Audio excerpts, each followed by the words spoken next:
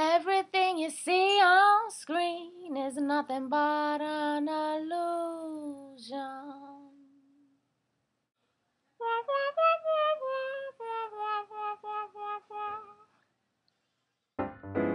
Sugar, sugar, sugar, sugar, sugar.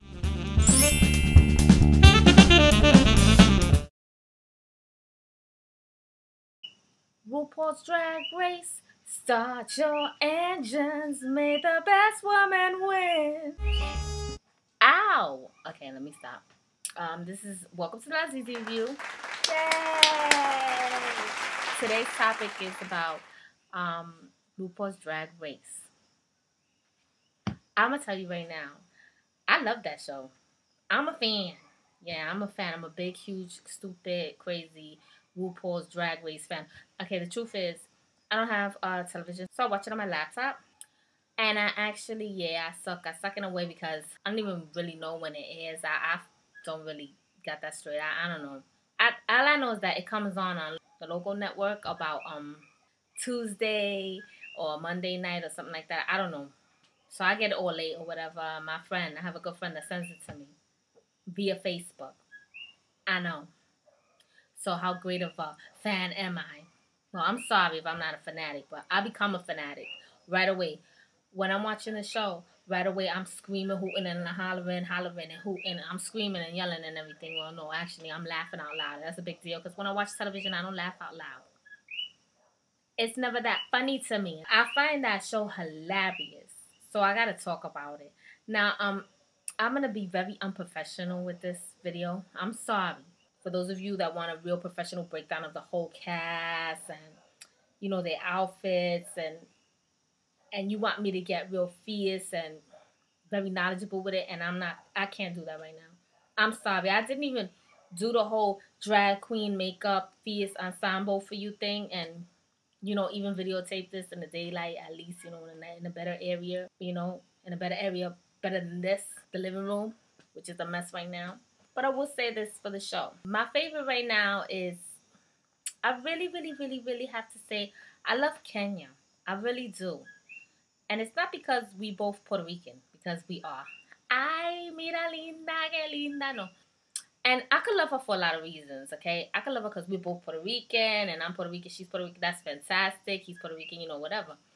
But no, she's really, really just so cute. She's serving it realness all the way with her. I mean, she looks like a real girl, and then she's just adorable, and she's mini, and you could just put her in a little bag and carry her around. I just love her. She's so cute. And she could do anything. I mean, I've seen clips of her dancing like Shakira, and homegirl just doing it. She's doing it, okay? And she's doing a robot move, and she's the little fashion doll, like.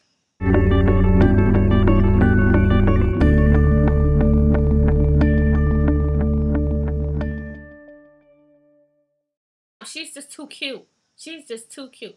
Right? You just want to stand behind her and you crank her up and play a little music box thing and watch her move around. Well, sorry, okay, guys. Well, I just love Kenya, I do. And Madame LaCria, she's also Hispanic. She's Puerto Rican. I love her too.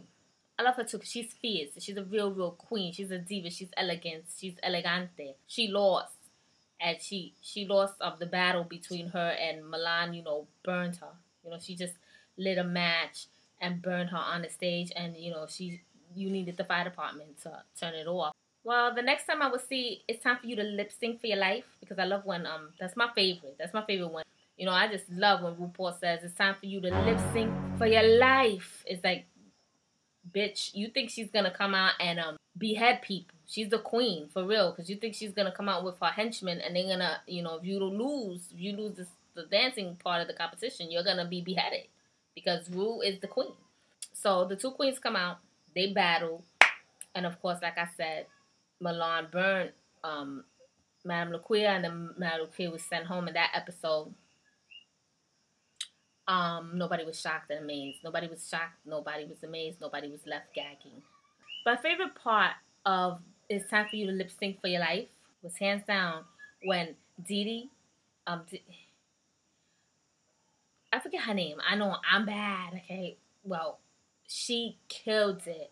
She annihilated it, all right? She just took it there, and it was just, I was just too happy. I mean, she was, I mean, when she shook her head like that, and she was, and honey, and then she, she started bopping her head and dancing, and woo, and I was just couldn't believe it. It was fantastic, okay? And she killed Princess. She just murdered her all over the stage. I mean, we needed CSI Miami and Victims Unit and Criminal Investigations, and we needed all of that because, we needed just yellow tape and close the show and turn it off because Homegirl was, she killed it, okay? That was when Natalie Cole was there, and she took Natalie Cole's song and she lip synced for her life. And honey, she's lip synced for all our lives and save the world, right? Well, anyway, she did. And I just wanted to talk about that because I was like, such a fierce scene for me. And also the part where Jiggly is put to lip sync for his life, her life too, because she's a fierce queen. She's a fierce diva from one of the boroughs in New York, and I forgot. I know I'm bad. Brooklyn, Queens, Bronx. I don't know. I think it's Brooklyn or Queens. I don't know. I'm sorry. I'm sorry, Jiggly. I really am. She does serve it for realness because, I mean, she is so fierce. I mean, I grew up around drag queens all my life since I was a kid. My mother's best friends were, gays, a lot of them. She had a drag queen for a friend when I was a child. And she was really just a man, that dressed up like a woman sometimes, most of the time, but not all the time. And her name was Victor. But she used to call herself to us Vicky. And she used to say, "You can call me Titi Vicky, darling," which means Aunt Vicky. So me and my brother used to argue a lot about who Titi Vicky really was. If it was a girl or a boy, because we were that little and we didn't understand. I instinctively knew that she was a man. I just didn't care. I just thought she was a man, woman, something thing or whatever, some type of person, human being that was fierce because I didn't understand that. I just thought she was amazing. And I loved her. And I remember being so little telling my brother, if anything ever happens to you, I don't want to live with anybody else. I want to live with Titi Vicky. And I remember my mother asking her, if anything ever happened to her, could my kids live with you because they want to live with you? You know what Titi Vicky said? You know what she said? She said, yes, I would love to raise them. And, years later, and I have to say, I know I'm going off the topic, but I have to say this. Years later, Titi Vicky died of AIDS. Yeah. And it's very sad because, every time I go by where she used to live when I was a little girl on the train, I remember her. And I always say, Titi Vicky, you was almost my mother. Anyway, that's my little in the gay life story, okay? And then on top of that, I had plenty of gay friends in high school to teach me all the ways of being fierce. I mean, because, to this day, I will get all my makeup tips. I'd rather get it for the drag queens because they can make themselves look so fishy and fierce and, work femme so good that if they could do it, and me being a regular woman, of course, I'm going to make, boop, I'm going to be a whole nother girl, child. I'm going to be Wonder Woman. I'm going to be Linda Carter. Okay, well, anyway, back to the show. So I'm going to just take a quick moment to talk about Sharon Needles, Princess, and Willem. Not my favorites. They weren't really my favorites at all. I think Willem is real pretentious and real stuck up. I do. Maybe that's an act. Whatever. But I'm not impressed. But he is intriguing sometimes and you want to watch him. Like a lot of people didn't care for one of his outfits in one of the episodes where he came out on like gladiator-like and you could see that he had no titties or whatever. But I thought he was working it for, Caligula realness. It was fierce. It was very beautiful. It looked like beautiful man and woman at the same time. It was very androgynous. And it always reminded me of those statues, those Greek goddess statues. I don't know. It was really cool. And I was digging it. But on the whole, I'm not a big old crazy fan of Willem, who doesn't like to be called William. Then why did you name yourself that? Anyway, I'm going to talk about Princess. She's gone. Bye.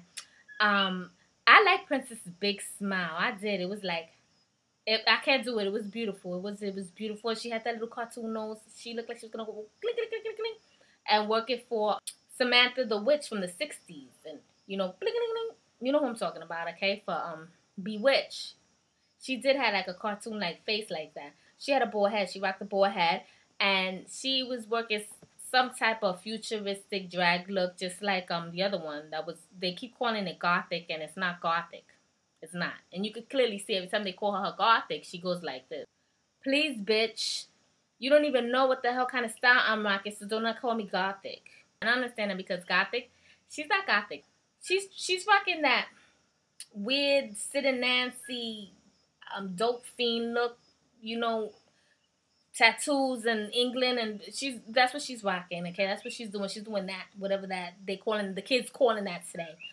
And you know, that's what she's doing. All homegirl needs to do is put the horns in her skin and tattoo her neck. And I'm not a fan of that look at all. I'm not. Yuck. Whatever. But she got her fans, and I'm glad that she's feeling herself, because she's like, you know, back home I'm a loser.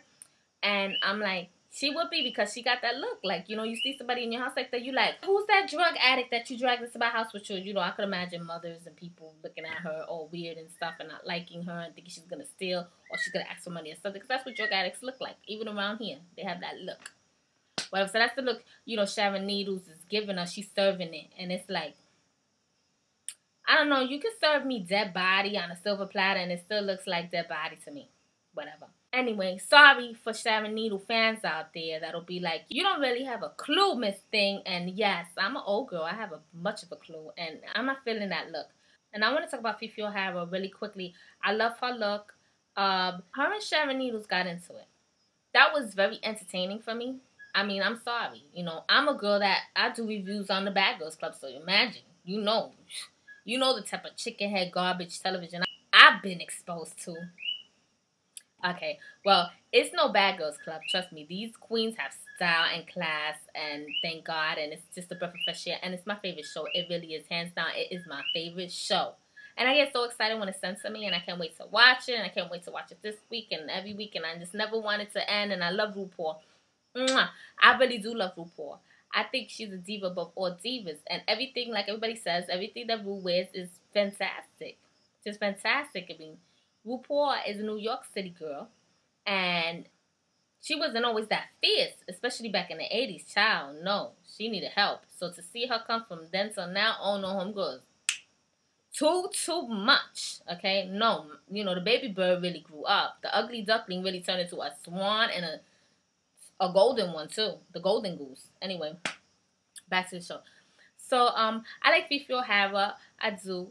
And the argument between her and Sharon Needles, I was pretty much on both their sides. And I know it's messed up to say that, but she should not have called her look gothic and said, go put white powder on your face and belittle her look like that. That was rude and tacky and shade. That's shady, honey.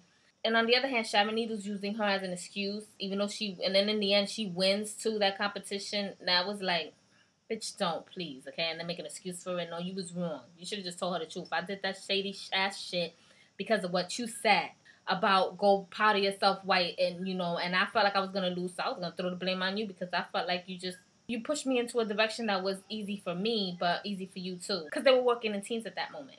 But anyway, I can't really go on. I'm talking too much for being here and there and everywhere with it, and I'm sorry, and I really hope that this show is entertaining for you, because I really, really do love that show, and I do have to talk about it. I have to talk about it. I'm gonna try to get a little bit more deeper with it next time I do a review, but I'm sorry again. It should have been a little more professional, and I know. See, I gave myself a bow for you. Miss Latrice Royale, who is the mother of the whole cast. She really is. She is a diva above all diva. I love her. I love her from head to toe. I love her story about where she came from and where she is now. And, you know, it's just so beautiful. And I also a big fan of her. And I'm a big fan of her and Jiggly and all of them. I mean, and all of them. They're all wonderful. Then the rest of the girls, that some of them are gone. And we'll talk about them next time. But I'm really running too far with it. This video was just really a quick review on some of my favorite parts of the show. And that's basically all I could talk about right now with this episode. It was really all over the place. It was a jumbled up mess. I know, don't give it an F. Don't give it an F. At least give me a C+, just because, you know, I love you so much. Rate, comment, and subscribe. You know what I always say. And thanks for watching my show.